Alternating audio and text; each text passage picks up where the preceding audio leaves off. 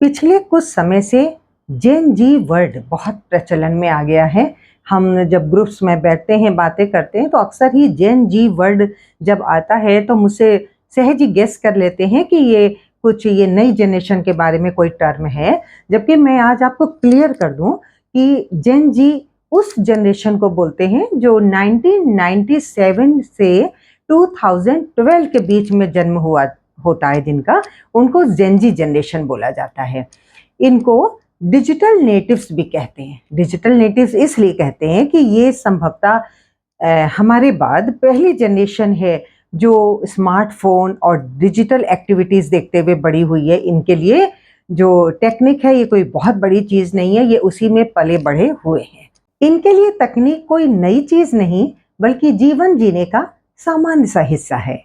Smartphone, internet, social media, ये सब देखते हुए ये पल के बड़े हुए हैं। जेन जी की एक खूबी ये है कि ये नई नई चीजें जल्दी सीखते हैं और उनको इम्प्लीमेंट भी करना चाहते हैं।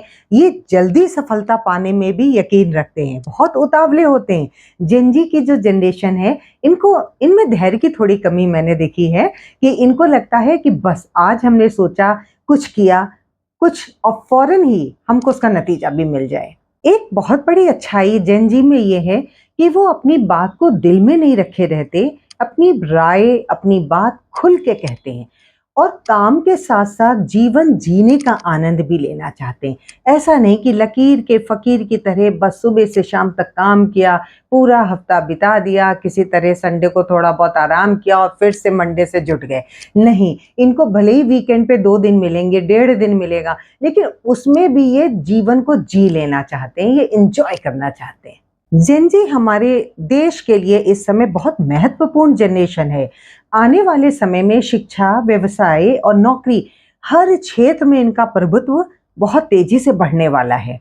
याद रखिए, हर पीढ़ी दुनिया को बदलती है, लेकिन जेन जी वो पीढ़ी है जो डिजिटल गति से दुनिया को बदल रही है। जेन जी को लगता है, यानी जेन जी की जनरेशन वाले लोगों को लगता है कि उन्हीं की लाइफ में सबसे ज्यादा चुनौतियां हैं।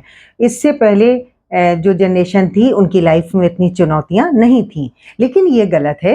हर जनरेशन सोचती है कि वो बहुत बड़े चैलेंजेस फेस कर रही है, उन्हीं की लाइफ में बहुत बड़ी चुनौतियां हैं। जेन जी के सामने एक बहुत बड़ी चुनौती तो जरूर है, वो तो मैं भी एडमिट करूंगी।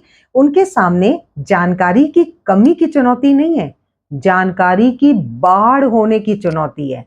जी हाँ, हर मिनट इंटरनेट नए वीडियोस, नए विचारों और नई चीजों से इतना भरा पड़ा है कि सही गलत को डिसाइड करना, अपने मतलब की चीज उसमें से चुन के निकाल लेना, ये वाकई एक चैलेंज की बात है। लाखों पोस्ट हर मिनट पोस्ट हो जाते हैं, ऐसे में दिमाग कंफ्यूज बहुत होता है कि क्या सही है क्या गलत है। जिसने जो बात, एक कोई बात कह रहा है, अगले अगले ही पल कोई दूसरा वीडियो आ रहा है जो उसकी बात को काट रहा है। तो सही और गलत का चुनाव करना, फैसला करना, ये वाकई बहुत कंफ्यूजिंग होता जा रहा है। ऐसी सिचुएशन में सफल वो व्यक्ति नहीं होगा जिसके पास बहुत सारी जानकारी है। सफल वो व्यक्ति होगा जिसके पास जानकारी होने के साथ साथ अपने लक्ष्य पर ध्यान केंद्रित करने की पावर है, शक्ति है, क्षमता है और साथ ही साथ मिली हुई जानकारी को सही समय और सही जगह पर इम्प्लीमेंट कर देने की क्षमता है, बुद्धि है, कौशल है। अगर आप इस वीडियो को देख रहे हैं और आप जेन जी हैं, तो याद रखिए आपके पास बहुत बड़ी पावर है, वो है ज्ञान तक तुरंत पहुंच।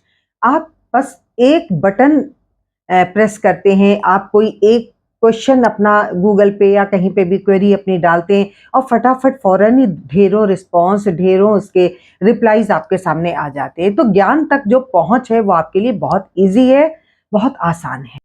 लेकिन वही ताकत आपकी सबसे बड़ी कमजोरी बन सकती है अगर आप अपने समय को बिना किसी उद्देश्य के खर्च करेंगे।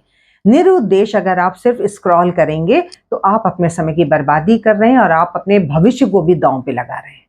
इसलिए स्क्रॉल कम कीजिए, सीखिए ज्यादा, देखिए, सीखिए और अपने काम में उस बात को इम्प्लीमेंट कीजिए। भविष्य उसी का है जो मेहनत से, बुद्धि और कौशल से आगे बढ़ेगा, चीजों को समझ करके उनको इम्प्लीमेंट करेगा और इस दुनिया पे निश्चित ही राज करेगा।